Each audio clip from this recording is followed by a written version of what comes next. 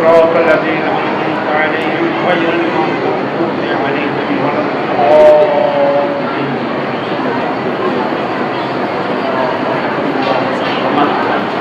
لم يلد ولم يولد.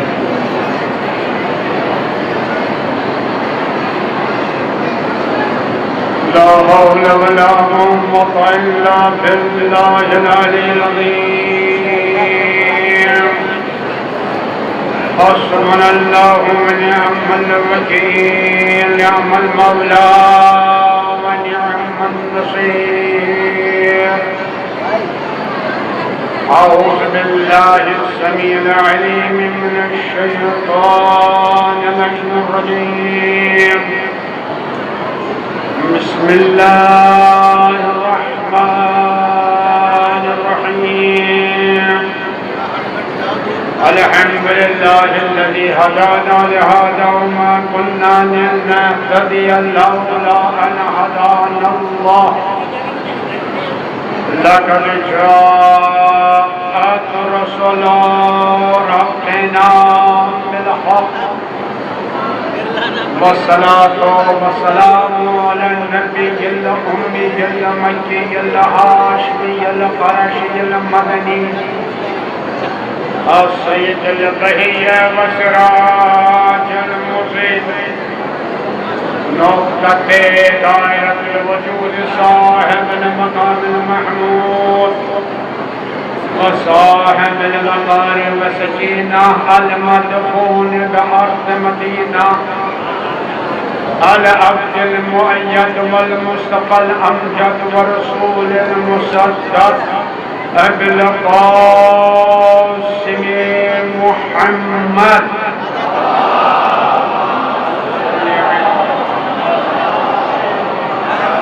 وعلى آله الطيبين الطاهرين المعصومين المظلومين الغر الميامين المنتجبين الأكرمين الذين أذهب الله عنهم الرجس وطهرهم تطهيرا إلى قيام يوم الدين. ادھر ادھر کی داستانیں، ادھر ادھر کی باتیں، ادھر ادھر کے قصے نہیں. ما انزل الی الرسول، ان کو سننا ہے وہی جو رسول رحمت پر نازل کیا گیا. تو تبھی سنیں گے جب کوئی سنانے والا ہوگا. ایسا ممبر کی ذمہ داری بھی آپ کی ذمہ داری، وہی خطیب کی ذمہ داری ہے وہی سنائے جو ادھر سے وحی آئی ہے، جو کچھ نازل ہوا ہے. تو دو ہی چیزیں تو نازل ہوئی ہیں بھائی، کوئی تیسری چیز تو نہیں. بھائی دو چیزیں آپ کو سننا ہے. ایک یہ ہے شب قدر میں انا انزلناہ فی لیلۃ القدر، یعنی اللہ نے اپنے حبیب پر قرآن صامت نازل فرمایا ہے. تو مجلس میں آ کر جوان کی ذمہ داری ہے وہ قرآن صامت سنے، مرد ہو یا عورت ہو. سنیے قرآن صامت، سنیے سورہ ہم، سنیے سورہ مزمل. تفسیر علماء سے بیان کیجئے کہ ممبر پر آ کر وہ بیان کریں. تو یا تو قرآن صامت آپ کو سننا ہے اور کیا نازل ہوا، یا تو وہی سننا ہے جس کے بارے میں اللہ نے کہا یا ایھا الرسول بلغ ما انزل الیک من ربک. اے میرے حبیب کے سامنے تلاوت کیجئے اس قرآن ناطق کی جس کو ہم نے نازل فرمایا ہے. تو نبی نے میدان میں آ کر آواز دی آج قرآن صامت نہیں سنانا ہے، سورہ حمد نہیں سنانا ہے، سورہ کوثر نہیں سنانا ہے، بلکہ ہاتھوں پر قرآن ناطق اٹھا کر آواز دی من کنت مولا فہذا علی المولا. ایک صلوات بھیجئے بر محمد.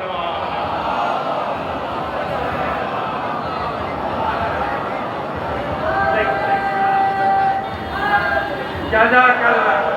دیکھیں بہت دور سے تشریف لائے ہیں آپ، کچھ لے کے جائیے، کچھ لے کے جائیے. من آتا ہے خسارہ ہے، پریشانی ہے، آپ آئے بھی ہیں اور خالی چلے جائیں، نہیں، سنیے سنیے، یا تو قرآن صامت سنیے یا قرآن ناطق۔ یہ نوحہ کیا ہے؟ یہ قرآن ناطق کی تفسیر ہے۔ یہ مرثیہ کیا ہے؟ یہ قرآن ناطق کی تفسیر ہے۔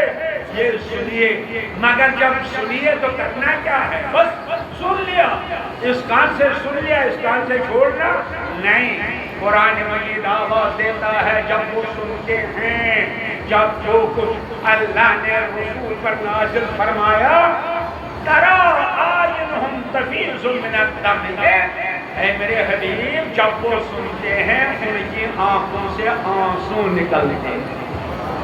تو فرش عزا کی دوسری ذمہ داری رونا ہے۔ روئیے، خوب روئیے، قرآن کہہ رہا ہے، آپ گھبرائیے نہیں لوگ کیا کہتے ہیں، سنیے، سننے کے بعد رونا ہے، آنکھوں سے آنسو نکل جائیں گے، مگر کیوں روتے کیوں ہے؟ کیا کسی نے مارا؟ کیا کسی نے ڈرایا؟ کیا کسی نے دھمکایا؟ نہیں، میں ما اراه من الحق، وہ اس لیے پہچانتے ہیں۔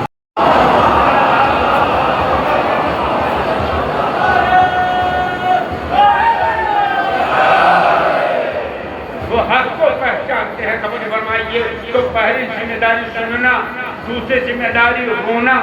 رونا اس لیے کہ فرش عذاب پر حق کو پہچانیے، حق کو پہچانیے۔ بس قرآن نے فیصلہ کر دیا، تم گھبرائیے نہیں، قرآن نے فیصلہ کر دیا، روتے وہی ہیں جو حق کو پہچانتے ہیں۔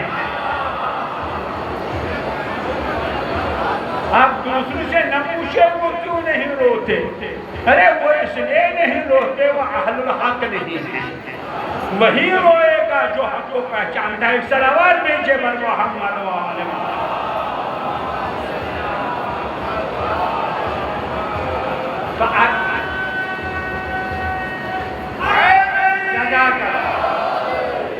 بس گزارش ہے، بس گزارش ہے، چاہے میرے بزرگ ہیں، چاہے بہنیں ہیں، چاہے بیٹیاں ہیں، چاہے جوان ہیں، بس اس کو سمجھیے گا۔ فرش عزا اس لیے ہے، ایک تو سننا ہے، تو رونا ہے، مگر حق کو پہچاننا ہے۔ حق کو پہچانیے، مگر کیسے پہچانیے گا حق کو؟ اس لیے حق کیا ہے؟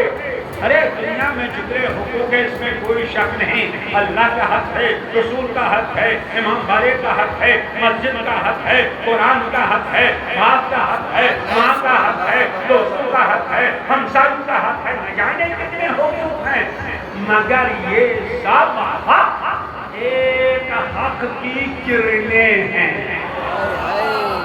اگر آپ نے اس حق کو پہچان لیا، سب کچھ پہچان لیا۔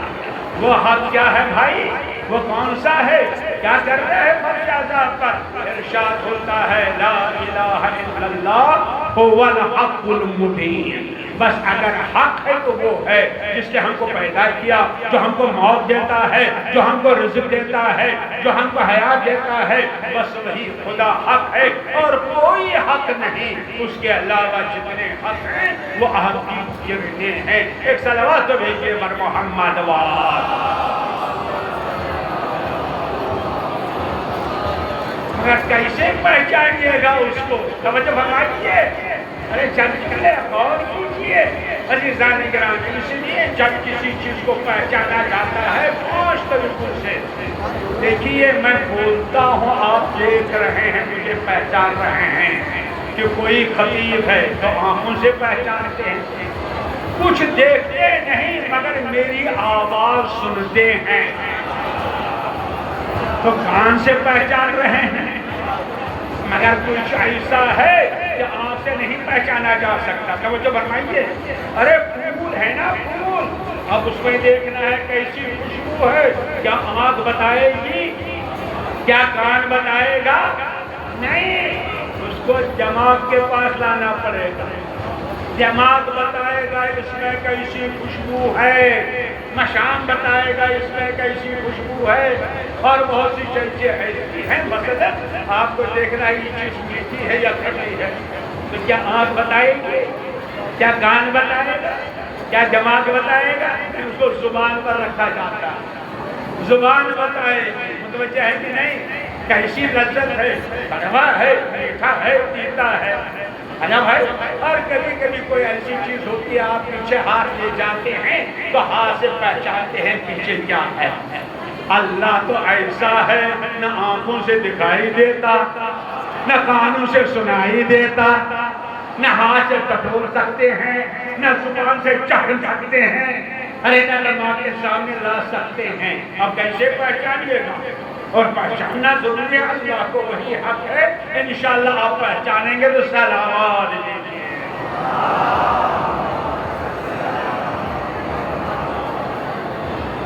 میرا ایک مسئلہ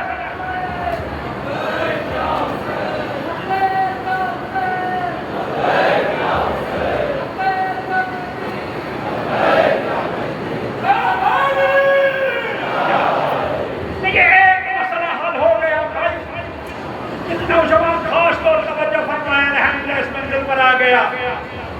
دیکھیے ایک چیز کسی کے لیے غائب ہے، کسی کے لیے حاضر ہے، وجہ ہے کہ نہیں؟ مثلا پھول میں خوشبو ہے کہ نہیں؟ جب پھول نہیں تو پھند لگاتے ہیں آپ، ہے خوشبو کی نہیں؟ آنکھ بتائے گی نہیں، آنکھ کے لیے غائب۔ کان بتائے گا نہیں، کان کے لیے غائب، تو آنکھ کے لیے غائب، کان کے لیے غائب، دکھائی نہیں دیتی۔ ارے انکار کرو، پھول میں خوشبو نہیں، کہا نہیں ہم انکار نہیں کریں گے۔ میں نے کہا کیوں؟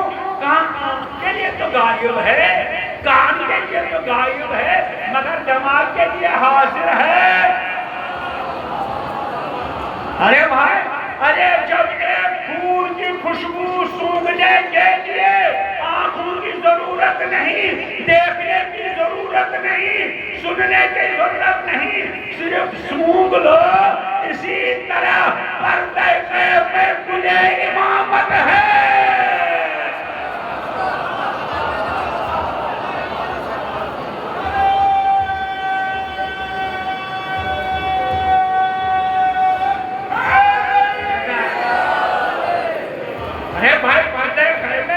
امامت ہے کہ نہیں؟ اب نہ کہو دکھائی نہیں دیتا لہذا نہیں، سنائی نہیں دیتا۔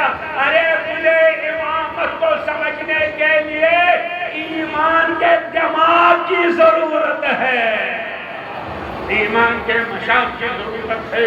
بس عزیزان گرامی تو اللہ ایسا قائم، ارے ایسا غائب کیا عرض کروں، دکھائی نہیں دیتا، سنائی نہیں دیتا، اور ایسا پردہ اگر یہ پردہ ہٹ جائے نہ آسمان رہے گا نہ زمین۔ ایسا پردہ اگر ہٹ جائے طور چکنا چور ہو جائے۔ ارے یہ کون سا پردہ ہے عزیزان گرامی؟ بس فلسفیوں نے بتایا، عرفا نے بتایا کہ جیسے آپ کے ڈپارٹمنٹ ہے، یہ زوالوجی ہے، یہ باٹنی ہے، یہ سائنس ہے، یہ میتھ ہے، اسی طرح ہمارے ہاں ڈپارٹمنٹ ہے، یہ علم الاعداد ہے، یہ علم الحروف ہے۔ علم الحروف والے بتاتے ہیں الف سے مراد ذات وحدت، بے سے مراد مخلوق اول، الباب حجاب ربوبیہ، بے وہ پردہ ہے جس کو دیکھو تو اللہ کو سمجھو۔ علی نے آواز دی انا نقطۃ تحت الباب۔ ایک سلوات دے دیں پر محمد و آل محمد۔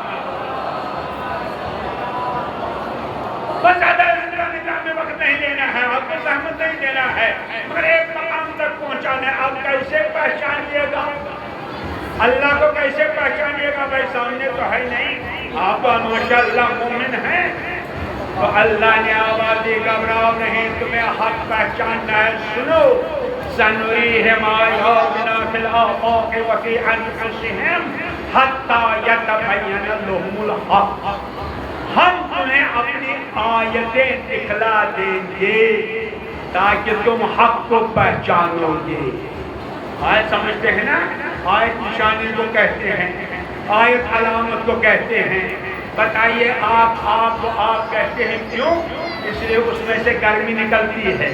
پھول کو پھول کہتے ہیں, اس میں سے خوشبو نکلتی ہے. متوجہ ہیں؟ متوجہ رہیے, مقدمہ ہے. عزیزان گرامی, برف کو برف کہتے ہیں, اس لیے اس میں سے سردی نکلتی ہے. یہ ہے نشانی. آگ کی نشانی, آگ کی نشانی گرمی, برف کی نشانی سردی, پھول کی نشانی خوشبو. خوشبو کو دیکھو, پھول کو پہچانو, گرمی کو دیکھو, وہ یہ آگ ہے. اللہ نے آواز دی, میرے لیے بھی کچھ علامتیں ہیں, میرے لیے بھی کچھ نشانیاں ہیں, ان کو پہچانو تو مجھے پہچان لو گے. پروردگار تیری نشانی کیا ہے؟ کہا آسمان کی بلندی میری نشانی, سورج کا نکلنا میری نشانی, چاند کا ڈوبنا میری نشانی, دریاؤں کا متجد میری نشانی, پھولوں کی خوشبو میری نشانی.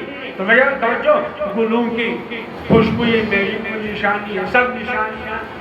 میں نے کہا پروردگار میں مان لوں گا سورج تیری نشانی ہے, مگر قرآن تو کہہ رہا ہے نا سورج نشانی ہے, چاند تو نشانی ہے, مگر کیا کروں, مجبور ہوں. نشانی تب سے ہونی چاہیے جب سے اصل چیز ہو. اب بتائیے, اگر آگ جلتی ہے 3 دن کے بعد گرمی پھیلتی ہے, بولیے, اچھا 4 دن کے, ہاں آپ کیا 4 دن کے بعد پھیلتی نہیں, آگ جلی, گرمی پھیلی, پھول کھلا, خوشبو نکلی, برف آ گئی, سردی آ گئی. اس کا مطلب یہ ہے جب سے اصلی چیز ہے تب سے نشانی کا ہونا ضروری ہے. وہی آیت ہے. میں نے کہا پروردگار, ایک صلوات دیجئے بر محمد وآلہ. ارے علماء تشریف لائے, بلند آواز سے صلوات دیجئے.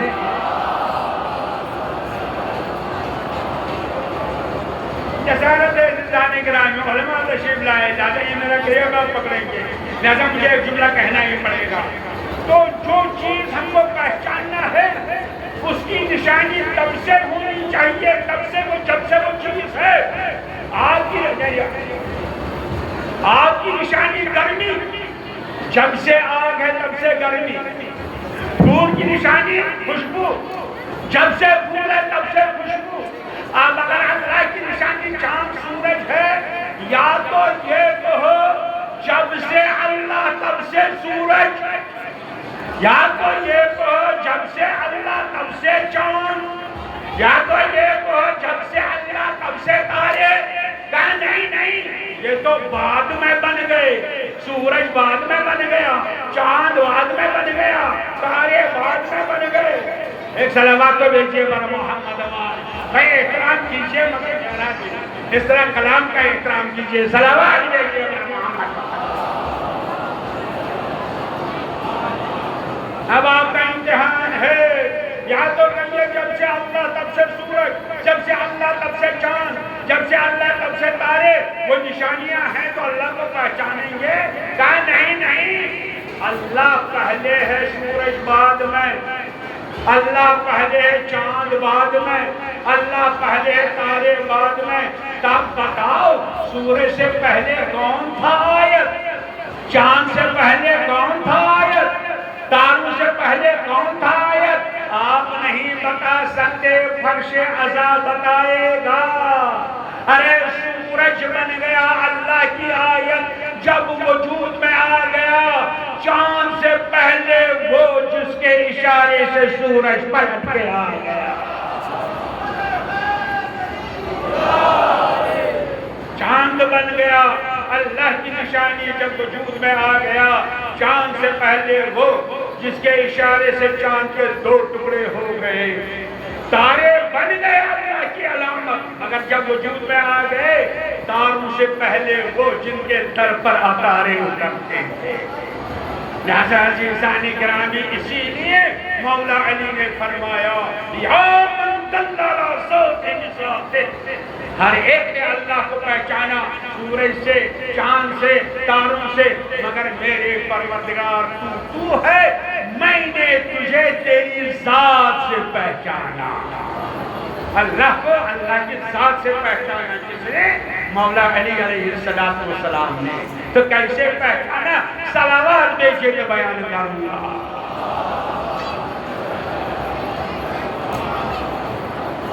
میں بلند آواز بھیجے، بلند آواز صلوات.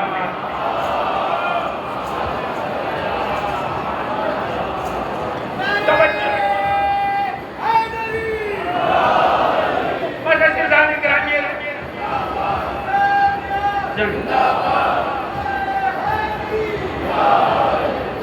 بس عزیزان گرامی، بس اس منزل پر آپ کو لانا چاہتا ہوں اور تمہید میری تمام ہو گئی. اب بیان توجہ خاص طور جوانوں کے لیے، کیونکہ اللہ کو پہچانا.